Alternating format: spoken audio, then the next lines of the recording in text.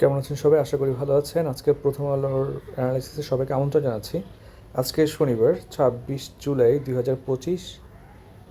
দেখি আমরা শুরুতে বলে রাখি, আমাদের 50 BCS নিয়ে একটা হোয়াটসঅ্যাপ গ্রুপ ওপেন করা হয়েছে, যদিও কার্যক্রম এখনও শুরু হয় নাই। তবে আপনার অ্যাড হয়ে থাকতে পারেন। 46 রিজনের পরে শুরু হবে। আন্তর্জাতিক নিয়ে নতুন চ্যানেল ওপেন করা হয়েছে, আপনারা এখানে অ্যাড হয়ে থাকবেন। এটার কাজও 46 রিজনের পরে শুরু হবে। এছাড়া বেঙ্গল সোসাইটিতে আপনার ফ্রি পরীক্ষা দিতে পারবেন, উইকলি টেস্ট দিতে পারবেন। অলরেডি 3টা টেস্ট দেওয়া হয়েছে। আসেন আমরা দেখি। নারী ফুটবল দলের সাফল্য বেশি, সুযোগ সুবিধা কম। আপনার ট্র্যাজিক ব্যাপার হচ্ছে এটা যে তারা অনেক বেশি সফল এবং ভালো ভালো কাপ জিততেছে, ম্যাচ জিততেছে। সমস্যা হচ্ছে যে সুযোগ সুবিধা খুবই কম দেওয়া হচ্ছে। তার প্রধান কারণটা হচ্ছে প্রমোশন। ঠিক আছে, এখানে ওনাদের নিয়ে প্রমোশন হচ্ছে না, স্পন্সর পাচ্ছে না, এবং সরকারিভাবে পৃষ্ঠপোষকতা খুবই কম। সংকটাপন্ন 5 জন নিহত বেড়ে বর্তমান হয়েছে 33 জনে। পাশাপাশি 3 কবর, শিশুর কবর কাঁদাচ্ছে সবাইকে। যাক, দেখেন কম্বোডিয়া থাইল্যান্ডের সংঘাত ছড়িয়ে পড়েছে নতুন এলাকায়। আপনারা জানেন থাইল্যান্ড হচ্ছে আপনার mostly empowered by USA, Cambodia empowered by Russia. তারা রাশিয়ান আপনার রকেট লঞ্চার থেকে অনেক রকেট ছুটতেছে, এবং থাইল্যান্ড হচ্ছে F-16 বিমান ইউজ করতেছে হামলার জন্য। তার আগে হচ্ছে ইউএসএ থেকে পারমিশন নিয়ে নিছে। সাধারণত দ্বিপাক্ষিক যুদ্ধে F-16গুলো ইউজ করা যায় না, যেমন পাকিস্তান ও ভারতের সাথে ইউজ করা নাই, বা করলে পারমিশন নিয়ে করা লাগছে। যদিও ভারত বলতে ইউএসএ বলতেছে করে নাই, পাকিস্তানও বলতেছে করে নাই, কিন্তু ইন্ডিয়া দাবি করছে। যে এক যুবদল ছাত্রদল নেতার বিরুদ্ধে মামলা, ব্যবসায়ীকে তুলে নিয়ে চাঁদার জন্য নির্যাতনের অভিযোগ। এছাড়া মির্জা ফখরুল সাক্ষাৎকার জানিয়েছেন, রাজনীতিতে দক্ষিণপন্থীদের উত্থান দেখছি আমি উদ্বিগ্ন, মানে মির্জা ফখরুল সাহেব উদ্বিগ্ন। আচ্ছা, পরের পেজে দেখি আমরা। মানববন্ধন করা হয়েছে, লালচাঁদ হত্যার আসামিদের সর্বোচ্চ শাস্তির দাবি স্বজনদের।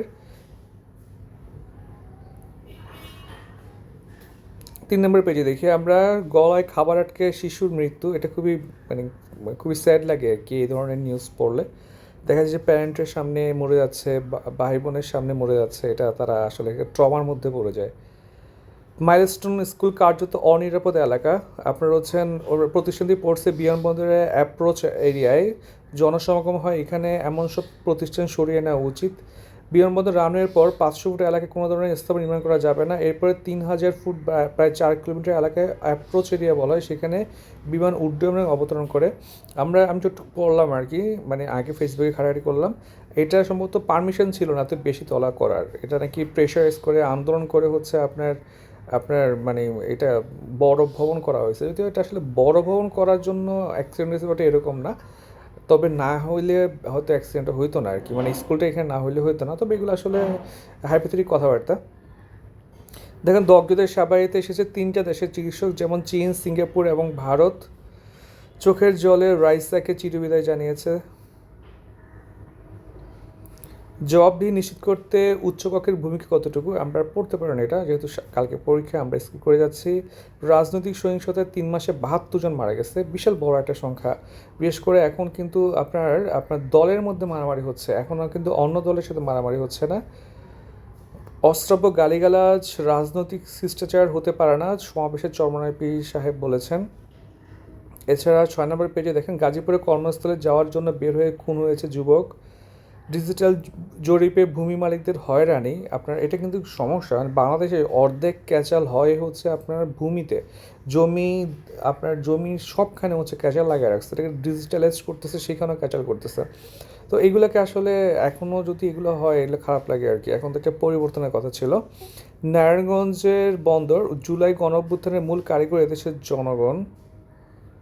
7 নম্বর পেজে দেখি আমরা, আপনারা ফেসবুক অলরেডি এটা জানেন, ফেসবুকে পড়েছেন, মুঠোফোন ছিনতাই ফেসবুকে পোস্ট এবং 4 পুলিশকে প্রত্যাহার করা হয়েছে। মূলত এখন ফেসবুকে ভাইরাল হওয়া ছাড়া বাংলাদেশে আপনি কোনো সেবাই পাচ্ছেন না। নট অনলি সেবা, সরকারও মনে হয় 50% ডিসিশন নেওয়ার আগে ফেসবুক খুঁজে বসে যে ফেসবুকে কী চলতেছে সেটার ডিসিশন নাও। তো এখানে আপনার পেশাদারিত্বে প্রচুর বড় একটা ঘাটতি আছে। আপনারা হয়তো নিউজটা জানছেন অলরেডি, সো আমি এটা অ্যানালিসিস করতেছি না, বাট এটা কিন্তু বিশাল, মানে পুলিশের যে ভাবমূর্তি অগাস্ট সময়ে ছিল, সেখান থেকে কামব্যাক করার যে একটা একটা একটা একটা মানে প্রসেসটা ছিল, বা সবার একটা ইচ্ছা ছিল, অভিলাষ ছিল। কিছু পুলিশ কর্মকর্তা বলতেছিলেন যে ওরা চেঞ্জ হবেন বা চেঞ্জ জন্য কাজ করতেছেন, কিন্তু আলটিমেটলি আমরা দেখতেছি খুব একটা চেঞ্জ হয় না আসলে। পার্সোনাল ব্র্যান্ডিংয়ের ক্ষেত্রে সৎ হতে হবে। পার্সোনাল ব্র্যান্ডিংয়ের প্রথমত ব্র্যান্ডিংয়ের মিনিং ছেলেমেয়েরা বুঝতেছে না, নেটওয়ার্কিংয়ের মিনিং বুঝতেছে না। নেটওয়ার্কিং মানে মনে করতেছে তেলবাজি করা, আর পার্সোনাল ব্র্যান্ডিং মানে ওরা ভাবতেছে হচ্ছে আপনাকে শো অফ করা লাগবে, তাই মোবাইল কেনা লাগবে বা ড্রেস কিনা লাগবে, এটাকে ব্র্যান্ডিং মনে করে। আর নেটওয়ার্কিং মানে তেলবাজি করা, ঠিক আছে, আপনার ফিলোসফির সাথে ম্যাচ না করলেও ইয়েস ইয়েস বলা, হ্যাঁ, বা একটা পদে যাওয়ার জন্য হচ্ছে খারাপ কিছুতে হেল্প করা, হ্যাঁ, এটাই হচ্ছে বর্তমানে আমাদের সমস্যা। দেখেন, ইসরায়েল বিরোধী বিবৃতি প্রত্যাহারের চাপ সিসির। আপনারা আন্তর্জাতিকে চলে আসছি আমরা। দেখি আমরা যে ইসরায়েল বিরোধী বিবৃতি দিয়েছেন আল আজহার বিশ্ববিদ্যালয়ে, পরবর্তী সময়ে চাপে হচ্ছে এটা প্রত্যাহার করা হয়েছে।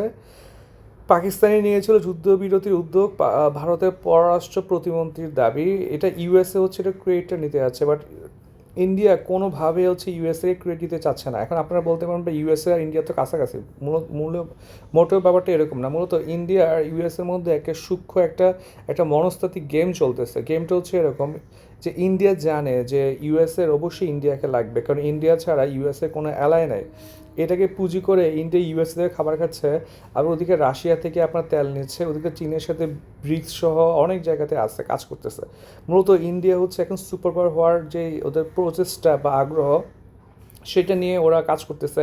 এটা ইউএসএও জানে যে ইন্ডিয়া যে কোনো সময় পোল্ট্রি মেরে দিতে পারে।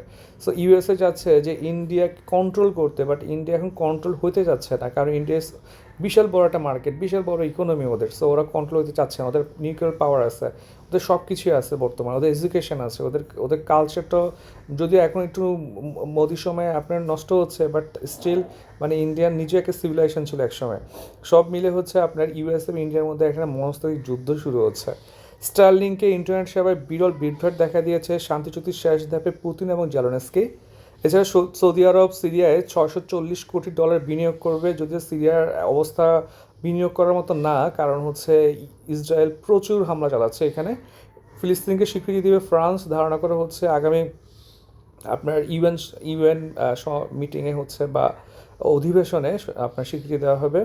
অর্থ বাণিজ্য দেখি আমরা গত 5 বছরে কাঁকড়া রপ্তানি বেড়ে 3 গুণ হয়েছে। এছাড়া যুক্তরাজ্যের সঙ্গে যে একটা মুক্ত বাণিজ্য চুক্তি করছে ভারত, সেখানে ভারতের যথেষ্ট পরিমাণ লাভ হবে, আবার ইউকেরও হবে। আচ্ছা, এখানে তেমন কিছু নাই, আমরা শেষ পেয়ে চলে যাচ্ছি। দেখেন, টানেলে চট্টগ্রামের যে কর্ণফুলী টানেল, এখানে প্রতিদিন 27 লাখ টাকা লস হচ্ছে। পুরো একটা রাবিশ একটা প্রকল্প ছিল এটা। এছাড়া আমরা দেখি বিলের নৌকা ডুবে 3 জন বন্ধু নিখোঁজ হয়েছে, গতকাল প্রথম আলোতে আসছে। গড়ে বাংলাদেশে প্রতিদিন 51 জন মানুষ পানিতে ডুবে মারা যায়। প্রতিদিন 51 জন মানুষ মারা যাচ্ছে, বিশাল বড় একটা সংখ্যা। শিশু হাসপাতালে 65 চিকিৎসক নিয়োগ বাতিল করলো বোর্ড। এছাড়া ডুবন্ত শহরে কালোগোলাপ লাগবে না, এমনি দাগিয়েছিলাম। দেখেন, 2 জেলার সীমান্ত দিয়ে 26 জনকে ঠেলে পাঠালো বিএসএফ। এটা সরাসরি আন্তর্জাতিক আইনের লঙ্ঘন। যদি আপনার কাউকে পাঠাইতে হয়, আপনার নির্দিষ্ট যে আপনার চ্যানেল আছে, ইন্টারন্যাশনাল স্বীকৃত যে চ্যানেলগুলো আছে, সেটার মধ্যে পাঠাইতে হবে, কিন্তু আপনি সরাসরি হচ্ছে অস্ত্র তাক করে আপনি সীমান্ত দিয়ে ঠেলে পাঠাইতে পারেন না। এবং অ্যাজ ইউজুয়াল আমরা এটা নিয়ে প্রতিদিনই ডিসকাস করি। আরও বিএসএফের গুলিতে আরও 2 জন বাংলাদেশি নিহত হয়েছে। এ হচ্ছে আজকের প্রথম আলো। সবাইকে অসংখ্য ধন্যবাদ।